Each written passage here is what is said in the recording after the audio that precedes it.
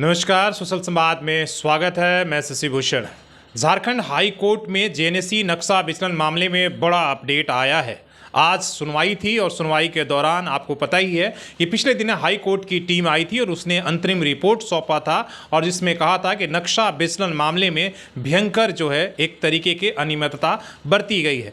और एक अभी कहा गया है कि 1246 ऐसे बिल्डिंगों का निर्माण हुआ है जिसमें नियम कानून को एक तरीके से धज्जियां उड़ाया गया है और 99% ऐसे बिल्डिंग है जिसमें जो है एक तरीके से नक्शा का ख्याल नहीं रखा गया। इसी मामले को लेकर पीआईएल जो है दायर किया गया है। राकेश झा याचिका दायर किया है और उसको लेकर सुनवाई चल रही है। इस मामले में एक आज बड़ा अपडेट आया है। हाई कोर्ट ने फिर से जो हाई कोर्ट की टीम गठित टीम है उसे आदेश दिया है कि एक बार फिर से टीम आएगी और कहा जा रहा है कि 18 दिसंबर को फिर से टीम जमशेदपुर में आएगी और वर्तमान में जो भी निर्माण चल रहे हैं उस सब की जांच करेगी कि आखिर किस लेवल पर यहाँ पर अनियमितता हुई है और इसमें जेएनएससी का भूमिका क्या है। इन तमाम चीज़ों पर जांच करके हाई कोर्ट को फिर से बताएगी और अंतिम फैसला 3 जनवरी 2024 को जो अंतरिम फैसला दिया जाएगा। क्या कुछ होने वाला है और क्या कुछ कहा गया है उस सुनवाई के दौरान हम आपको बताते हैं।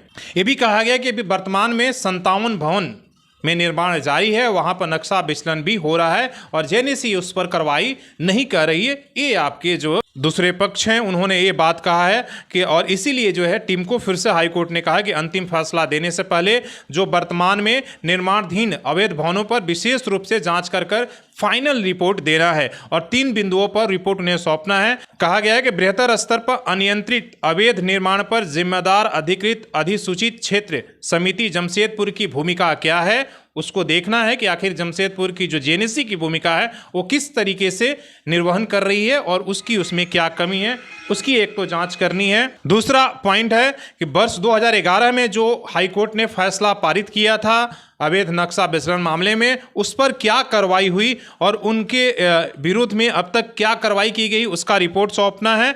नक्शा पारित करने एवं संशोधन करने में कौन कौन सी अनियमितताएं की गई है और कितने भवनों के विरुद्ध अतिरिक्त तल निर्माण का परमिट दिया गया है। इन तमाम चीज़ों पर जो है जो हाई कोर्ट की टीम आएगी वो जांच करेगी। और ये भी कहा जा रहा है कि वर्तमान में जितने भी पिछले 1-2 सालों में कंप्लेन याचिकाकर्ता के द्वारा किया गया है उन तमाम भवनों पर जेएनएससी ने क्या कदम उठाया है उन तमाम चीज़ों पर भी एक तरीके से अपनी वो रिपोर्ट दिया जाएगा और उन भवनों को भी देखा जाएगा कि जो कंप्लेन जेएनएससी के पास जा रहा है वो कार्रवाई उस पर कर रही है या नहीं कर रही है। ये आपका रिपोर्ट है। तो अब फिर से जो है हाई कोर्ट की टीम आएगी, यहाँ पर उन भवनों की जांच करेगी, इसके बाद हाई कोर्ट को रिपोर्ट देगी और अंतिम फैसला 3 तारीख को होगा। तो जमशेदपुर के लिए 3 तारीख बहुत ही महत्वपूर्ण होगा, इसलिए कि हाई कोर्ट जो फैसला देगा उसके मान के चलिए कि यहाँ के रियल एस्टेट पर, यहाँ के तमाम जो बिल्डर्स हैं उन पर फर्क पड़ने वाले हैं और 1246 बिल्डिंगों में रहने वाले लोगों पर भी फर्क पड़ना है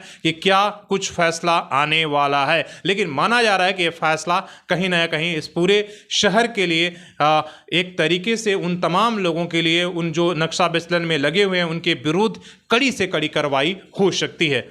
धन्यवाद।